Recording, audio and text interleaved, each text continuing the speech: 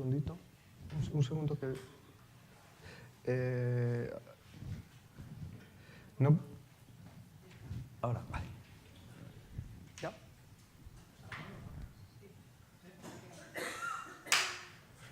Bueno, pues nos habíamos quedado en las conquistas de Alejandro y después cómo los generales se dividen todo ese imperio entre 4 generales y cómo esta parte de la Siria-Palestina queda bajo el control de los ptolomeos y los seleucidas en la frontera. Entonces va a ser una zona de conflicto, porque es la zona de paso entre Mesopotamia, Persia y Egipto. Entonces, justamente la zona de Siria-Palestina es el lugar de encuentro o de desencuentro de esas 2 grandes áreas geográficas. Vamos a ver un poquito por encima y también muy rápido la Palestina ptolemaica. Como recordamos, había sido favorecida por Alejandro y Ptolomeo, pues los ptolemaicos en general, pues también mantuvieron ese favor hacia el pueblo judío. Súper importante, el centro cultural que fue la Biblioteca de Alejandría, hoy desaparecida, seguramente haya trozos de piedra por ahí en el mar, pero se copiaron miles y miles de rollos. Sabéis que no había libros ni códices, entonces los volúmenes se almacenaban en forma de rollos. Cuando ya bajo el dominio de los romanos los barcos llegaban al puerto de Alejandría, eran investigados buscando no drogas ni a lo mejor oro o plata, sino lo más valioso eran precisamente los libros, los pergaminos. Ahí no sabemos lo que llegó a haber en esta biblioteca. Por cierto, os hago una pequeña observación porque me lo recordaba Flor. Pero dice, siempre empiezas por Roma, pero Grecia fue antes. Sí, os decía que la Roma conquistadora fue por Grecia conquistada. El imperio griego, el imperio de Alejandro, fue antes del imperio romano. Lo que pasa es que por proximidad histórica y como marco general, me gusta empezar por Roma. Pero explicaros que esa Roma del siglo I, era una Roma que había sido fuertemente helenizada. Todos sus territorios, incluida Siria-Palestina. ¿Sí? Ahí está el helenismo. Esto sigue siendo hoy día un problema y fuente incluso de sectas religiosas de carácter un poco judaizante. Lo heleno y lo judío en la fe cristiana. ¿Fue el helenismo malo? ¿O precisamente el helenismo fue lo que permitió que los paganos abriesen sus ojos y sus oídos al mensaje del Evangelio? ¿Tenemos que rechazar todo lo helénico por ser helénico o no? Bueno, eso es si alguien quiere hacer un pequeño debate cuando termine esto, pues estamos invitados a hacerlo. Pero recordaros la tremenda importancia que tuvo este foco cultural, donde había, por supuesto, escribas, sabios, judíos, y gente de todas las culturas, egipcios también. Pero es en esta ciudad, en Alejandría, donde se elaboró la famosa versión de los 70. Se tradujo el Antiguo Testamento, los rollos de la ley, los escritos y los profetas, se vertieron al griego de la Koiné. Entonces, en el Nuevo Testamento, cuando se cita el Antiguo, se suele citar fundamentalmente esta versión de los 70, que en términos generales pues es una versión fiel, es una traducción. Dice la leyenda, dice que lo tradujeron 70 sabios distintos y la traducción concordaba. Bueno, es una leyenda. Bien. De hecho, hay algunos aspectos de esta versión que son paráfrasis, que no son una traducción literal, y podemos encontrar fragmentos difíciles de interpretar, pero los exégetas tienen ahí una riqueza muy importante. Pero fue la versión que citaron los cristianos primitivos. Hemos hablado que se escribió el Nuevo Testamento en el griego de la Koiné, y lógicamente pues esta Biblia ya la tenían traducida al griego, la versión de los 70. Importantísima. Un autor clave para entender todo el siglo I, el siglo II, movimientos, sectas y herejías como por ejemplo el gnosticismo, Filón de Alejandría. Filón de Alejandría era un judío que su principal aportación fue introducir el método alegórico en la interpretación de las Sagradas Escrituras. Lo que pensaba Filón de Alejandría es que Dios había manifestado su sabiduría ciertamente a los judíos, pero también de alguna forma a los paganos. Y Filón intentó conciliar el pensamiento de Moisés con el pensamiento griego, especialmente con el pensamiento de Platón. Entonces hace interpretaciones del Génesis y de otros libros de la Biblia de lo más original. No son literales, aunque Filón creía también en la interpretación literal, pero son interpretaciones alegóricas, ¿sí? Y esa mezcla, ahí ya estamos viendo que la fusión de lo heleno con lo judío no fue solamente por los cristianos griegos, por los cristianos helenistas, sino que ya en el propio entorno del judaísmo del siglo I, los judíos estaban altamente helenizados.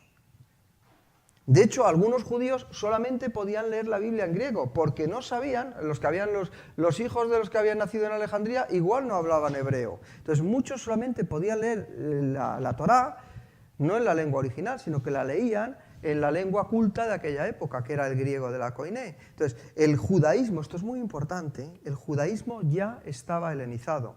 Cuando en el libro de los Hechos nos habla de los judíos y de los griegos, sabemos que son dos grupos de judíos. Unos eran de lengua y cultura hebrea y otros eran de lengua y cultura hebraica, ¿sí? Y entre ellos pues había sus disputas, que algunos olvidaban a los otros y hay que nombrar diáconos, todos ellos con nombres griegos, mientras que los apóstoles tienen nombres judíos. Lo heleno y lo judío es muy interesante al leer el Antiguo Testamento. Y ya las raíces de esa fusión son previas al cristianismo. Había sectas gnósticas de carácter judío. O sea, el gnosticismo no es solamente un movimiento o una secta del cristianismo. Ya había esta fusión platonizante previa al cristianismo. No me enrollo más porque tenemos que avanzar y tenemos que avanzar mucho, ¿vale? ¿Qué ocurre? Que después de los Ptolomeos, los seleucidas están peleando ahí en la frontera y al final los seleucidas derrotan a los ptolemaicos y el periodo que viene a continuación no es tan feliz para la cultura judía. Todos habéis oído hablar de este seleucida, Antíoco Epífanes, posiblemente eso, el hombre despreciable, aproximadamente en esta época es el rey de Siria. Siria significa Siria-Palestina, en el 175 a.C. Él es el que introduce la famosa abominación desoladora del libro de Daniel, que no es ni más ni menos que meter en un templo de una religión que prohibía las imágenes, ni más ni menos que una imagen de Zeus. Y para adorarle, en lugar de una vaca, o un cordero, o una paloma, ni más ni menos, os podéis imaginar cómo se pusieron los judíos. No solamente porque les quitaran sus libros, en fin, se enfadaron mucho. Claro, no todos. Podemos ver que lo que va a ocurrir aquí, ahí tenéis la abominación desoladora, la imagen de Zeus olímpico, y pues, los sacrificios de los cerdos, los soldados y las armas en el templo. Y esto, claro, provocó la revuelta de los macabeos. No quiere decir que todos los judíos fuesen tan extremistas. Muchos se pusieron del lado también de los nuevos gobernantes. Dejaron de circuncidarse por agradar a los gobernantes. Sabéis que los Juegos Olímpicos, la cultura griega, corrían desnudos. Entonces, pues para evitar que la gente viera la circuncisión o lo que fuera, dejaron de practicar determinadas costumbres judías. El templo desaparece en su uso religioso para convertirse en esta especie de santuario de los helenistas. Por otro lado, bueno, aprovecho para decirlo, es que la cultura helenista, que como hemos visto era un mundo muy global, lo que fue también una de las características del helenismo fue su carácter sincretista. Lo que hacían los helenistas es que cogían un poquito de aquí, un poquito de allá, lo mezclaban todo, hacían un cóctel y todo el mundo estaba muy contento. Entonces, Zeus podía ser al mismo tiempo el Melcat de los... Eran nombres distintos para hablar del Dios Supremo. Os decía que el helenismo se parece mucho a la época actual. Pues en este momento había una mezcla tremenda. Entonces, ¿qué es lo que dice Antíoco? No pasa nada. Yo, el Dios de los judíos, que es el Dios de todos, pues es Zeus, porque Zeus es el Dios de los dioses, el padre de los dioses. Entonces le ponemos ahí la estatua, pensando que no pasa nada. Y sí pasó. La revuelta de los macabeos, sabéis, está registrada en los 2 libros deuterocanónicos, que cuentan, son libros que los protestantes no reconocemos como inspirados, pero que tienen un valor histórico importante para contarnos qué es lo que ocurre desde el punto de vista histórico en todo este periodo. Para resumirlo mucho y explicaros el origen de los grupos religiosos que había en tiempos de Jesús, lo que ocurre es lo siguiente: o como reacción al abuso de los seleucidas, se desarrolla una doble resistencia. Por un lado, política, una revuelta militar política, no muy relacionada con lo religioso, es decir, no son 2 cosas independientes, sino que lo religioso animaba a lo político y lo político a lo religioso. Pero por distinguirlo un poquito, podemos ver la parte de gobierno de los macabeos, la monarquía asmonea, después los que se llamaban herodianos y por último, como Palestina es una zona que está dando muchos conflictos, muchos problemas, en un imperio gobernado por Augusto y que lo que buscaba era la paz, pues al final quien termina gobernando en Siria, Palestina es Roma. Y si siguen dando guerra y siguen dando problemas, al final nos vamos a cargar hasta el templo, que es lo que ocurrió, ¿vale? Entonces esto nos resume mucho la historia política de lo que va a ser el siglo I, antes y después de Cristo, en Palestina. Y luego, por el lado religioso, los puros, los separados, los santos, Hasidim. 3 grupos principales que lo vamos a ver ahora con un poquito de detalle. Claro, la situación ya en la monarquía asmonea y más después con los herodianos es que se van introduciendo, aunque al principio es una reacción muy purista, luego se van introduciendo elementos cada vez más y más elementos helenistas.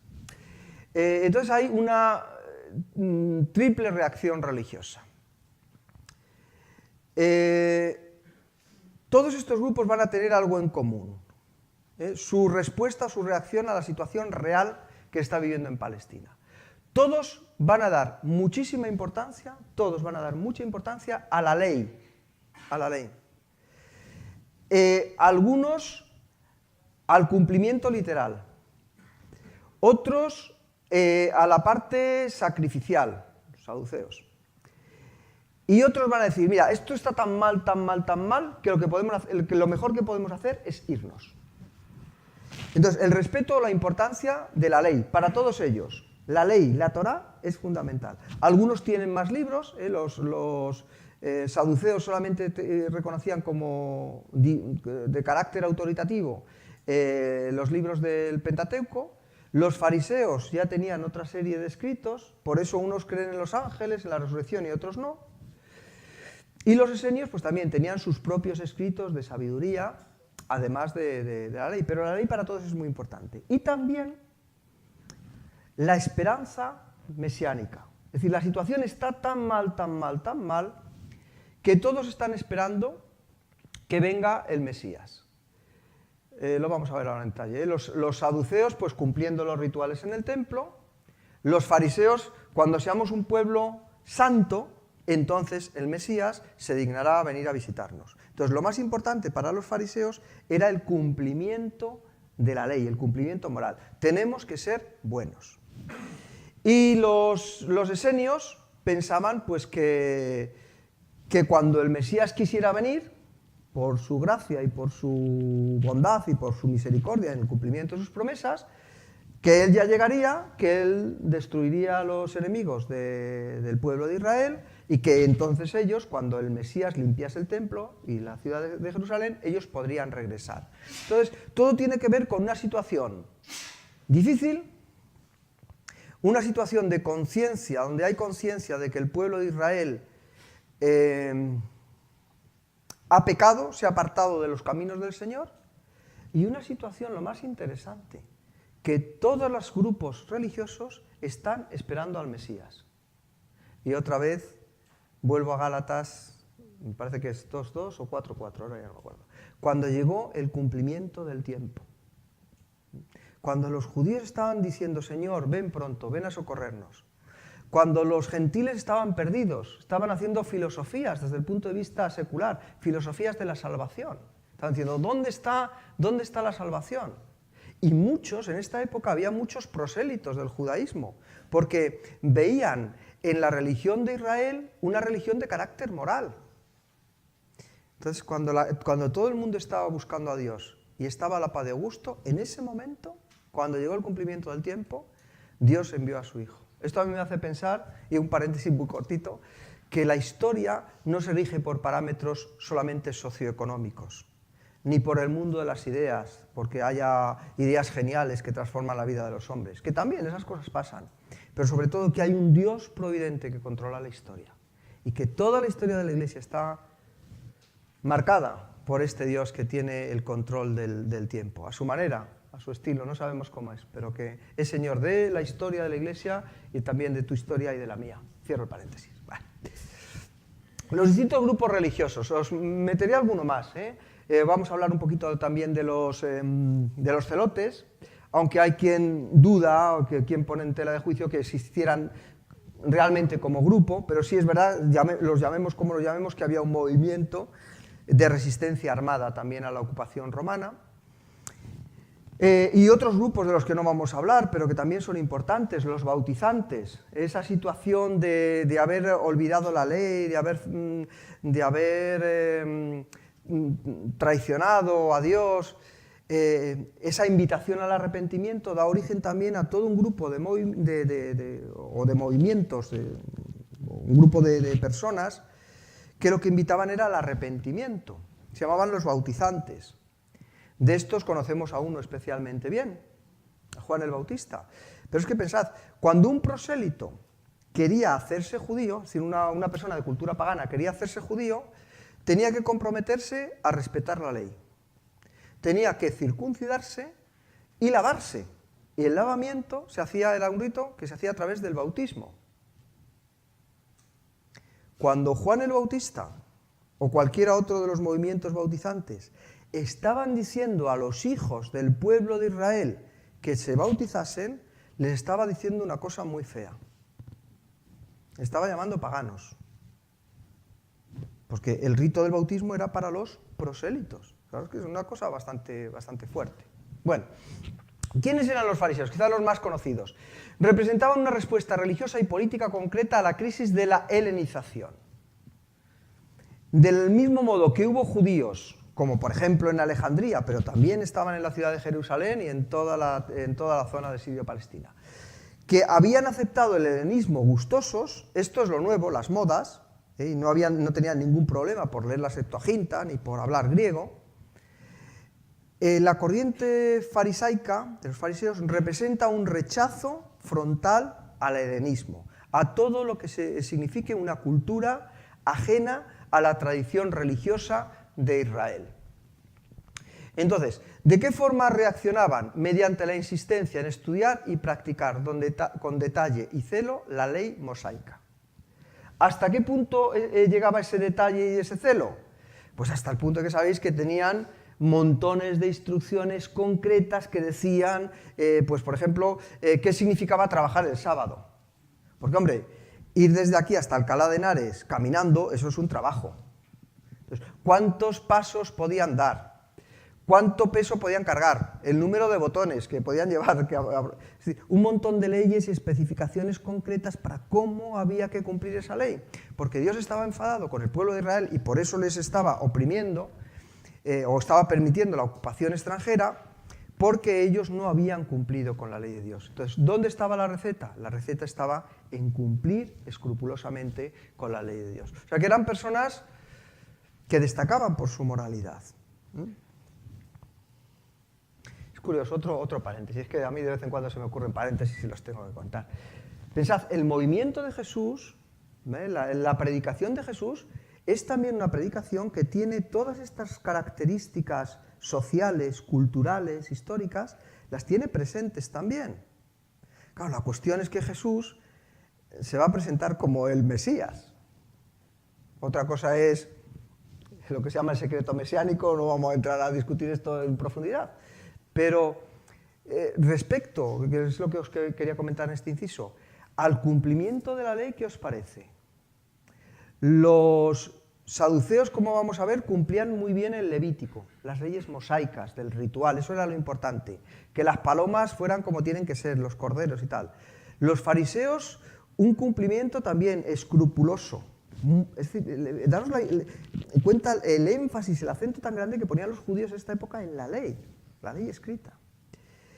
Los esenios, no os quiero ni contar, como la gente no lo cumple, nosotros nos vamos y hacemos una comunidad aislada para respetar la ley nosotros, porque allí no se puede, en Jerusalén no se puede. El templo está con lo que vamos a ver ahora, con los herodianos y los saduceos, que ahí yo no voy. Entonces yo me quedo en mi casita, yo me quedo en el desierto. ¿Y Jesús? ¿Y Jesús? Muchos dicen, no, Jesús es que traía la gracia.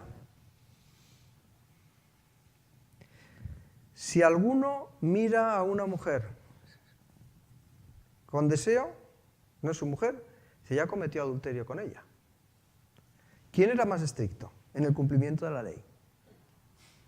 Es que aquí ya no es solamente un cumplimiento corporal, literal, carnal, es que Jesús todavía da un énfasis a la ley muchísimo más profundo. Ya no solamente se peca con los actos, se puede pecar incluso con los pensamientos y con los deseos. Entonces, ni una tilde, ni una coma de la ley hay que saltársela. La ley también para Jesús es algo importante. Otro tema para reflexión teológica, pero para otro momento. ¿Cómo vendrá la salvación para Israel? Esto es también, creo que todos lo conocéis. La salvación vendrá por el cumplimiento de la ley. Cuando nosotros seamos buenos, nos ganaremos el favor de Dios y Dios podrá intervenir en la historia y liberarnos de esta situación histórica, política, concreta. Los saduceos, muy cercanos a los, y a veces compartiendo las mismas personas, a los herodianos. Los saduceos eran los encargados de mantener el templo. Su religiosidad estaba centrada en el templo y en el sistema de sacrificios. Claro. ¿Veis la implicación de la flecha? Ofrecer sacrificios significa obtener beneficios económicos. Al templo de Jerusalén iban a sacrificar personas de todos los lugares, de toda la diáspora, de donde estaban los judíos. Y claro, en cada lugar tenían una moneda diferente. ¿Dónde se cambiaban las monedas? ¿Cuál era el banco? El templo. Entonces, quien conseguía estar allí trabajando, pues tenía un chollo, no sé cómo decirlo de otra manera. Las cosas no han cambiado mucho. El sumo sacerdocio era un cargo que se compraba, porque si ser sacerdote ya tenía sus prebendas económicas, el ser sumo sacerdote no os quiero ni contar. Influencia económica, política, ¿sí? Entonces, cuando Jesús entra en el templo con un látigo y con unas formas un poco peculiares y poco comunes en la persona de Jesús, se entiende lo que estaba pasando allí. Características importantes de los saduceos: su conservadurismo. Conservadurismo, mirad, los romanos nos permiten hacer los sacrificios, permiten nuestra religión. Aquí viene gente de todos los sitios. Esto significa dinerito contante y sonante. Pues que no nos muevan el chiringuito. ¿Sí? Entonces, igual que los fariseos era el modelo de crítica y el modelo de pureza y el decir, mira, así tiene que ser un judío de verdad, estos eran, en cierto sentido, colaboracionistas con los romanos, ¿sí? De todas formas, un detalle importante a tener en cuenta es que esta gente luego se comía su parte del sacrificio. Entonces, claro, tienen un conservadurismo Eso es. para seguir comiendo bien. Sí, sí. Y eso es. Si habláramos en términos de conservadores y, digamos, no sé si decirlos antisistema, Pero los que se oponían, la oposición, si hablamos de los amigos del poder, eran estos. Y la oposición, fundamentalmente, eran los fariseos. Y era una oposición no solamente de boquilla, era una oposición también con su forma de vida. Se ayudaban los unos a los otros, o sea, hacían obras de misericordia, de caridad, etc. Entonces había una pugna interna dentro del judaísmo muy importante, que a veces se nos olvida, porque a veces cuando pensamos, el cristianismo surgió del judaísmo, ¿verdad? Esta es la historia. Sí, pero es que a mi modo de ver no es muy correcto hablar del judaísmo en la época de Jesús, es decir, judaísmo en el siglo I. Sería más correcto hablar de judaísmos, ¿vale? Yo sé que podemos entender todos quién es el Mesías si hacemos una lectura cristiana de la historia de Israel y entendemos al Mesías, pero en el momento histórico en el que Jesús viene al mundo no había solamente una forma de entender el judaísmo, sino, como veis, muchas. Es que incluso los textos sagrados para fariseos y saduceos eran distintos. ¿Sí? Colaboradores con el poder dominante. Era una aristocracia alejada del pueblo. Es curioso, la palabra aristoi significa el gobierno de los mejores. No sé si eran los mejores o otra cosa, pero bueno. Y también, aunque mantenían los cultos judaicos, estaban muy cómodos en el mundo donde vivían. En cierto sentido, simpatizantes de la cultura griega. Los esenios, ahí tenéis las famosas cuevas del Qumran, lo que hicieron fue apartarse. Vivían en una sociedad aislada, precisamente porque entendían que los pies de Roma, los pies de los ocupantes romanos, estaban mancillando la tierra santa, la tierra que era de la promesa de Abraham, y hasta que no se fuera de allí lo impuro, ellos no iban a volver. Tenían ritos de bautismos y cosas así, lavamientos que hacían todos los días, escrupulosos, muy escrupulosos también con la comida. Hablaban de un maestro de luz, esta oposición de luz y tinieblas que aparece después en el Evangelio de Juan, en los esenios juega un papel fundamental. Entonces la idea clave es esta que os pongo aquí al principio. El templo y la propia ciudad de Jerusalén, el templo y Jerusalén, son impuros. El culto y el sacerdocio son ilegítimos. Y el Israel oficial está perdido. Ellos se consideran el remanente que está a la espera de que el Mesías venga e intervenga en la historia.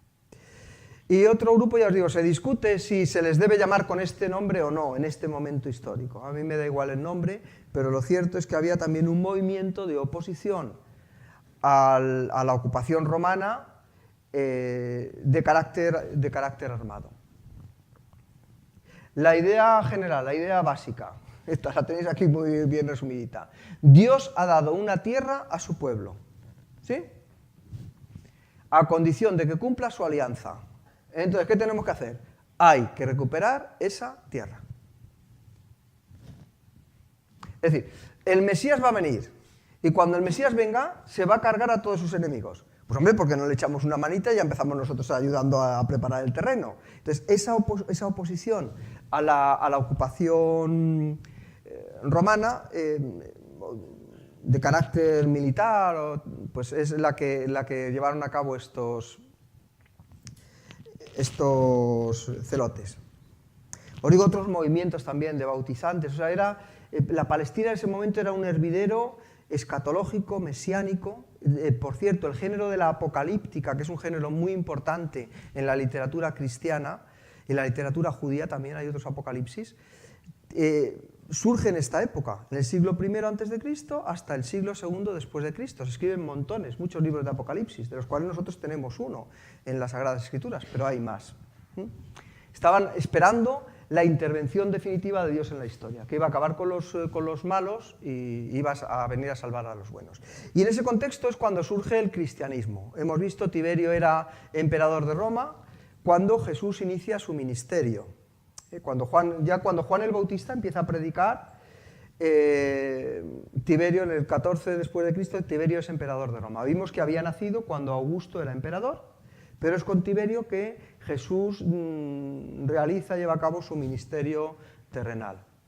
Dice Lucas 3:1-3, en el año 15 del imperio de Tiberio César, siendo gobernador de Judea Poncio Pilatos y Herodes tetrarca de Galilea, 4 provincias, y su hermano Felipe, tetrarca de Iturea y de la provincia de Traconite, y Lisanias, tetrarca de Abilinia, Y siendo sumos sacerdotes Anás y Caifás, vino palabra de Dios a Juan, hijo de Zacarías, en el desierto. Y él fue por toda la región contigua al Jordán, predicando el bautismo de arrepentimiento para el perdón de los pecados. Esta idea de predicar el bautismo, ya comentábamos antes, lo fuerte que es.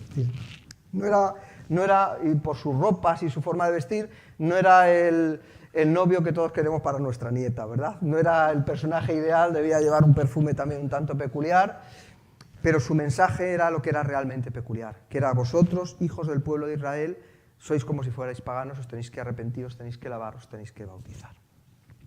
Pero él es el precursor de un mensaje nuevo.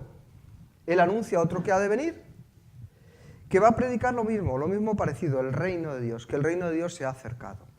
Y la lectura o la invitación es doble. Primero, arrepentimiento, y después creer en el Evangelio. Arrepentíos y creed en el Evangelio. Un Evangelio que es predicado a los judíos, un Evangelio que resulta, yo he puesto aquí el escándalo del Mesías, que ese que iba a salvar al pueblo de Israel terminase en una cruz como un malhechor. Esto es una locura. La locura de la predicación. El escándalo del Mesías que va a ser entregado a los hombres y que va a dar su vida. Este Mesías muerto se aparece a los seguidores de Jesús y transforma lo que era desánimo, desencanto, en vida y en poder. Había surgido la iglesia cristiana. ¿Sí? ¿-5? No es verdad. Bueno, como esta historia no la sabéis, os paso las diapositivas, que mi trabajo me ha costado buscarlas. Entonces, los primeros en perseguir el cristianismo, el próximo día continuaremos hablando de las persecuciones romanas, fue llevado a cabo por los judíos, porque el cristianismo era una secta, un grupo cristiano. Una distinción dentro de los judíos, como decíamos antes, judíos, por un lado hebreos, cultura hebrea, Pedro y Santiago, los apóstoles, tal, y por otro lado los judíos helenistas, nombres también griegos, Esteban, Felipe, etc. Y después de los judíos, el Evangelio es predicado a los gentiles. Sobre todo, pues conocemos los viajes del apóstol Pablo, que él va extendiendo esta nueva fe. Pablo en Atenas, este texto, en 5 minutos no da tiempo, pero lo colgaremos en el aula virtual. Buscadme qué textos citó Pablo cuando estuvo en Atenas. ¿Qué textos de la Biblia citó? No, dejadlo, no lo busquéis, ninguno. ¿Por qué? Porque mientras el cristianismo se extendía en el ámbito religioso del judaísmo, ¿cómo podía un cristiano decir el contenido de su fe? Bueno, de entrada, el contenido de la fe cristiana frente al judaísmo, ¿cuál es? ¿Cuál es la diferencia entre judíos y cristianos? Que Cristo es el Mesías. Los judíos lo están esperando, los cristianos afirmamos Jesús es el Mesías. Entonces, ¿cómo podía un judío que era cristiano convencer a otro judío que no lo era de que Cristo era el Mesías? Con las Escrituras. Mira, es que en Isaías dice que iba a ir como un corderito y tal, y que sería sacrificado y que no se quejaría. ¿Os acordáis de Jesús de Nazaret? Que hay un salmo que dice, mirarán al que traspasaron. Oye, esto lo escribió David. ¿Y a quién traspasaron? A Jesús de Nazaret. Ahora, cuando el cristianismo se extendió a pueblos que no tenían la Biblia como palabra sagrada, es que Isaías dice, a mí qué me importa Isaías. Entonces, Pablo no cita a ningún texto de la Escritura. Es más, lo que habla es de los dioses que tienen ahí. Y dice, sois muy religiosos. Pues este Dios que no conocéis, yo os lo vengo a enseñar. Y dice que ahí había, estos que hemos visto antes, estoicos y epicúreos. Es decir, personas que estaban buscando la salvación. Por eso dice también Pablo que estaban ávidos, deseosos, Lucas, pero que se lo contó seguramente fuera el propio Pablo, estaban ávidos de escuchar cosas nuevas. porque esta era la moda de la época, este era el helenismo, sincretismo, buscar. Ahora, cuando empieza a hablar de la resurrección, que eso no entraba en los parámetros de la filosofía griega, dice, ya te oiremos hablar de eso otro día. Pero aún así hubo fruto. Y de hecho, pues Pablo siguió predicando el Evangelio a los gentiles, y Pablo y otros muchos, de los cuales no tenemos el nombre, pero sabemos que fueron extendiendo la buena noticia del Evangelio. Y después de las persecuciones por parte de los judíos, comenzaron también las persecuciones por parte de Roma. Sabemos que los romanos respetaban el judaísmo. El judaísmo, aunque los romanos lo tenían como una superstición, una religión de segundo orden, era un monoteísmo tolerado. Entonces, ¿qué ocurrió? Que mientras el cristianismo era una secta dentro del judaísmo, se consideró al cristianismo como una religión lícita. Los romanos no se metían en líos. Fariseos, herodianos, saduceos, esenios, cristianos, me da igual, es problema suyo. Ahora, cuando el cristianismo es sacado de la sinagoga, cuando hay la ruptura del judaísmo y el cristianismo pierde la cobertura legal que le daba el ser una religión judía. Entonces esto da paso a que puedan comenzar las primeras persecuciones imperiales. Se acusará a los cristianos de ser enemigos del Estado y de la raza humana. Y ahí tenemos la historia de las persecuciones que empezaremos a ver el próximo día. Pero esa frase de Tertuliano me gustaría que la recordarais también. La sangre de los mártires, a pesar de la persecución y las dificultades que atravesaron, la sangre de los mártires es semilla de los nuevos cristianos. Entonces lo vamos a dejar aquí y el próximo día pues veremos un poquito más. Si tenéis alguna pregunta o comentario,